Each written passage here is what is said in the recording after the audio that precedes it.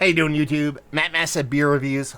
Back with a little bit of, Riwaka hopped hot butcher for the world, brother, in the form of their Riwakamania.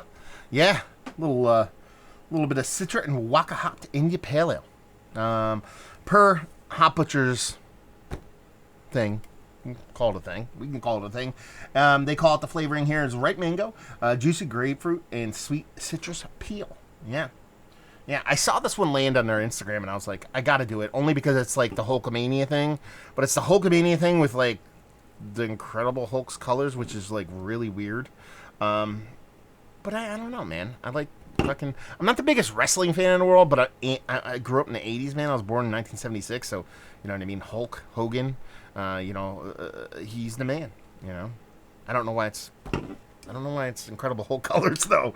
That's the thing. That's weird. So let's dive into the sucker, see what she's got. Waka's a weird hop, man. Not a weird hop in as far as flavoring and as far as taste goes.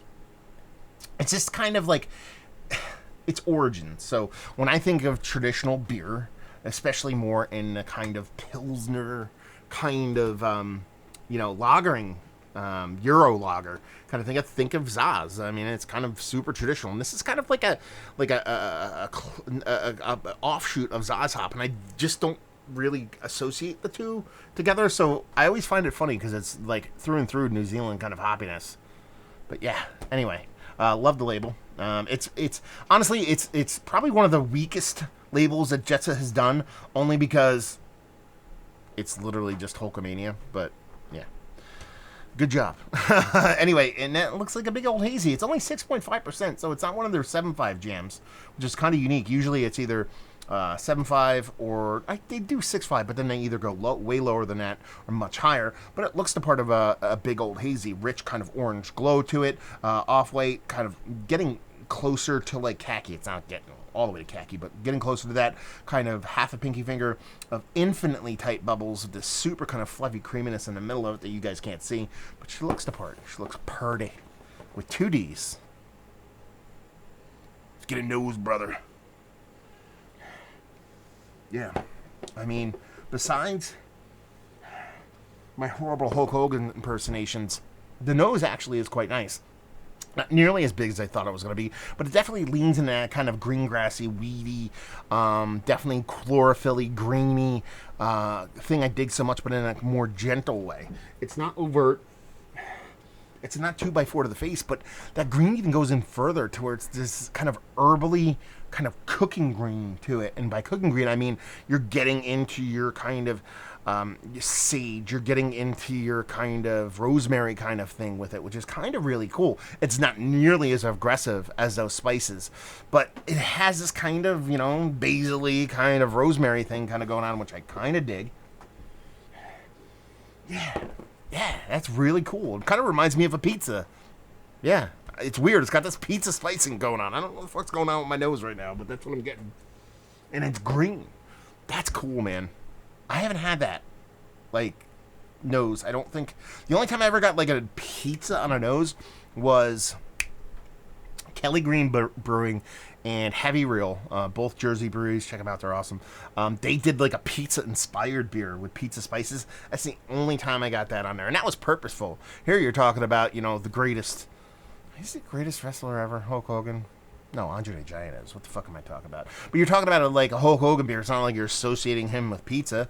I mean, 6 degrees of separation. Hulk Hogan was in. Was a wrestler, but he was also an actor, and then he was in Rocky as Thunderlips, and then Thunderlips fought Rocky, and Rocky was Italian, and Italians like pizza. I don't know, maybe we can do that kind of weird 6 degrees of separation. It's not true. It's not. But I like it. I'm diving in. Cheers.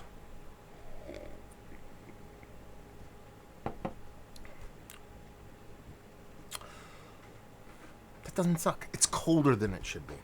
Let's put it that way. I put this in the freezer to get a little colder quicker.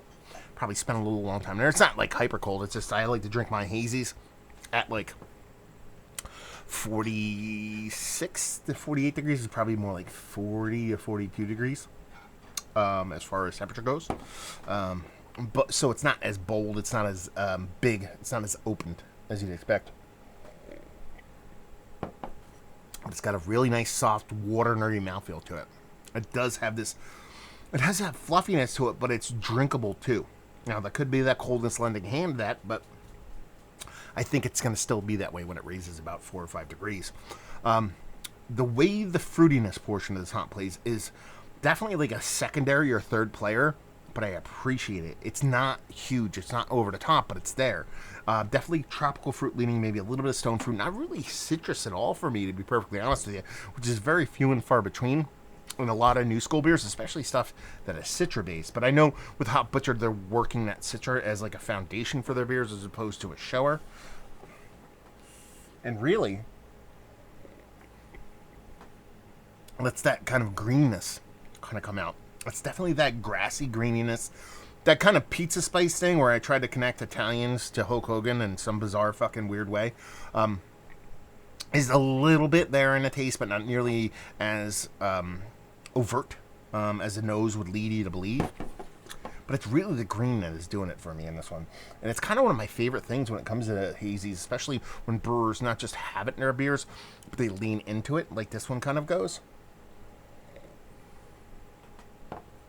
Yeah, it's definitely that kind of, that lawnmower beer that I talk about, when you're walking behind a lawnmower and it's kind of like a nice lawn with slightly unkempt, a little bit of crabgrass and weediness, and the clippings are hitting you in the face. Instead of the clippings hitting you directly in the face, they're kind of spritzing it in the air and slowly, gently cascading down under your face holes. That's kind of the way the green comes off in this one. So it's not a 2x4 to the face. 6.5%. You can do that at the ABV, but I'm not expecting it. What it ends up being is this really, I don't want to call it gentle, and I don't want to call it soft. Rounded might be a better word for it.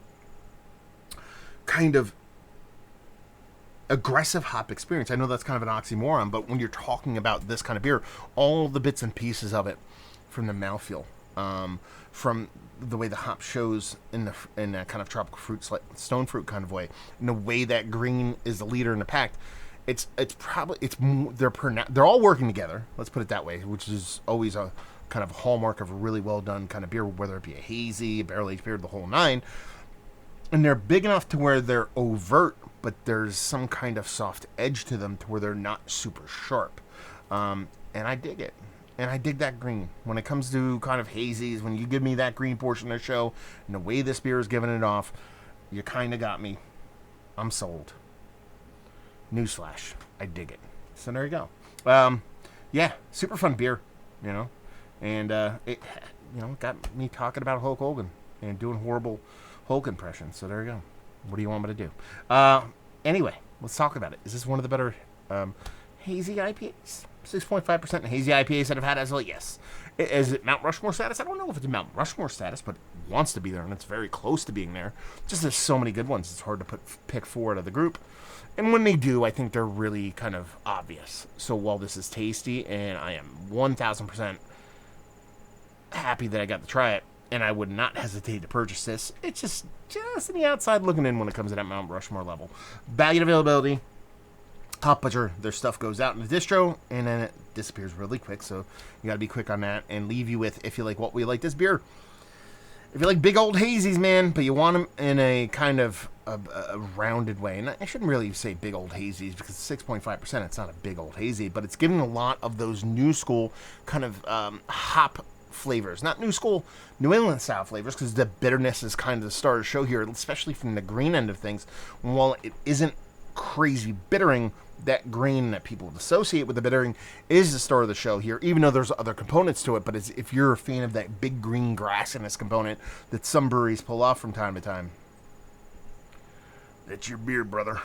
So there you go. Another review in the books. Hopefully you guys enjoyed it. Down there if you want to talk about it. Massive Beers. If you want to check me out doing the social media stuff, Beer Massive. Want to check me out doing the whole podcasting thing. Hopefully you guys enjoyed the review. Hopefully you're enjoying a little hazy right now. We'll see you next time. Cheers.